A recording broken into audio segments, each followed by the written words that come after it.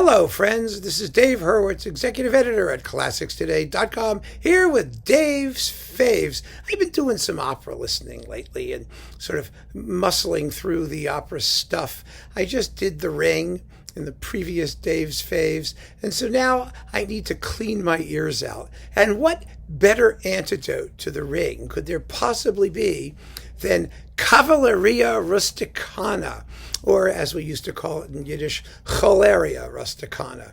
In case you don't know Yiddish, Cavalleria means, a disaster, a mess, a tumult of some kind.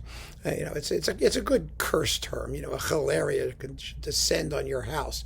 Anyway, my choice for Cavalleria Rusticana, my post-Wagnerian moment, is Karajan's. Believe it or not, there are a million recordings of Cavalleria Rusticana, millions of them, including the one that they did in The Godfather Part 3, or whatever that was. I always thought it was a terrible, operas in Hollywood always look awful, and that one really looked awful. But anyway, Cavalleria Rusticana, as you know, is about absolutely nothing.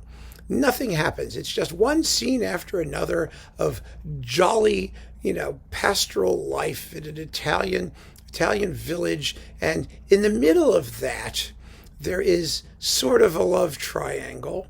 But you never really get any details about what's happening. All you know is that at the end, someone murders Turidu, and everyone screams.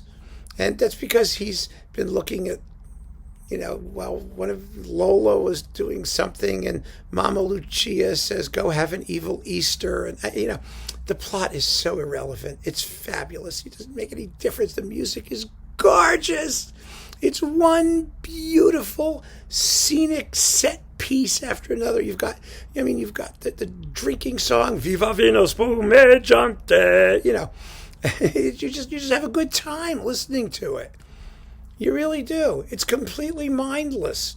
Wagner is completely mindless too, but he's pretending that he's not. And that's so annoying sometimes, you know what I mean? Mascagni, there's no falsehood at all. It's just a typical day in Sicily where people hang out and drink and kill each other.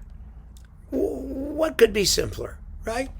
Now, Karajan's recording, oh my goodness, there's so many recordings of this, and so many good ones. There really are. There's just lots of them. And someday I'll do a rundown of the top 300 or so. But I think this is absolutely stunningly wonderful. This is Cavalleria with class. It really is. First of all, he's conducting the La Scala Orchestra. This is not Berlin, and it's not Vienna. It's La Scala. So they know how to play it, and he's asking them to give the work the treatment, that warm, rich, singing legato that he loves to summon out of his string sections. But he's not trying to minimize or damp down or inhibit that natural Italian fulsomeness of tone. Oh, it's just gorgeous. Absolutely gorgeous. And then you've got this fabulous cast. Sensational cast. Karajan was a voice wrecker. He didn't always give the cast the time of day, because he had a conception. But here in Italy, he had to meld his conception with the realities of the people he was dealing with, and he did it. First, you have Fiorenzo Casalto as Santuzza. And as Turidu, you have Carlo Bergonzi, the most stylish Italian tenor of his generation. A class act all the way. And then Lucia is oh my goodness, Maria Grazia Allegri. There we go. And Alfio is, Alfio is Gian Giacomo Guelfi. And finally, as Lola is a tramp. Whatever Lola wants, Lola gets. Yeah. You get Lola, who is Adrian Martino. That's your cast. And it's gorgeously recorded. It just sounds wonderful. I put this on. It's like, you come home after a tough day and you just put this on and jump in the bathtub, get your jacuzzi whipping up, and oh, you just feel like you're in heaven. It's totally wonderful, absolutely wonderful.